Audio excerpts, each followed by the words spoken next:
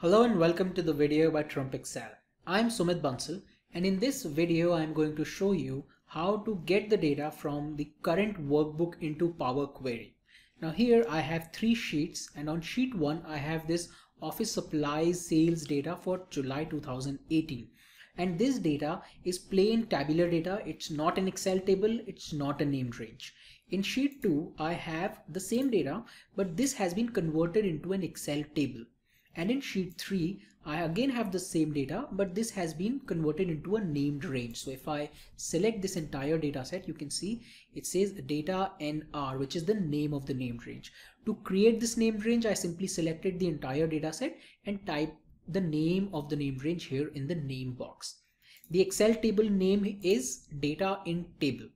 Now, if I go back to sheet 1 where I have the data which is not an Excel table or a named range, and I want to get this data into Power Query so that I can do the transformation, I would have to go to the data tab and click on from table range. But I cannot take this data into Power Query without converting it into an Excel table. So if I click on this, it would first force me to convert this into an Excel table. And only when this has become an Excel table, I can open this in Power Query. So if I click on OK, the first step that happens is this entire data set gets converted into an Excel table, and then it opens in the query editor. See what happens when I click OK? It opens the data in the query editor, and the name of the table is a default name, which is table 2, which is also the name of the query. Now see what happens when you use an Excel table to get this data into Power Query. Power Query identifies the rows in this data. So it has picked up the headers from your data set directly. And it in most of the cases identifies the data types correctly. So it has identified that this is a date data type. These are text, these two columns, these two are whole numbers. Here you can see it says whole numbers, and the last one is decimal number. So it has identified these data types correctly. Now, if I want to load this data back into Excel, I can simply go to close and load, and it would insert a new sheet and load this data. Now, of course, in this case, it would do nothing just but duplicate the data set. So it's not really useful. But in cases when you want to combine multiple tables or append multiple tables, then getting the data into Power Query and saving it as a connection can be useful. And we will see how to do this in the next videos. Let me close this and discard this.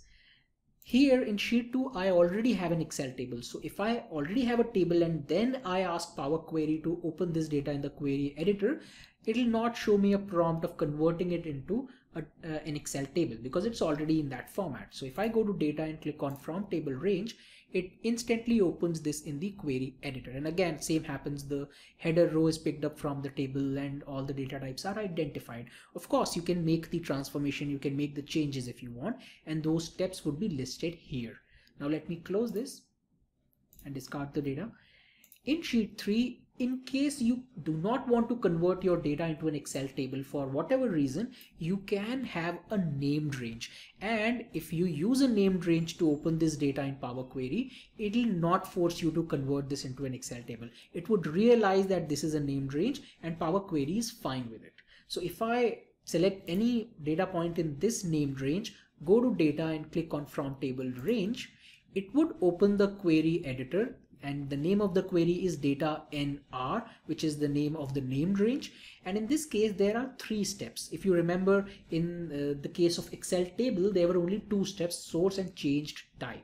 The reason this happens is that if I click on source, you can see because it's not an Excel table, Power Query cannot determine which is the header row or what are the headers in this data set. So it simply gets the entire data set here.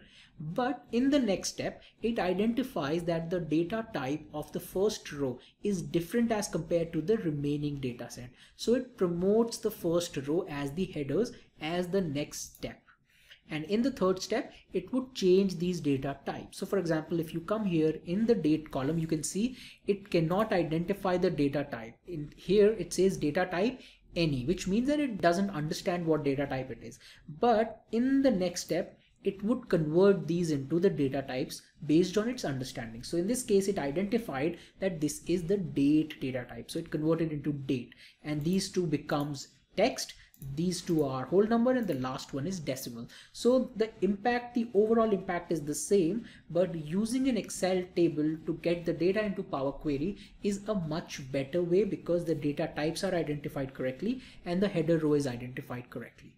So this is how, if you have data in your current workbook, you can put this into Power Query by using the From Table Range button. That's it in this video. I hope you found this useful. Thank you and have a nice day.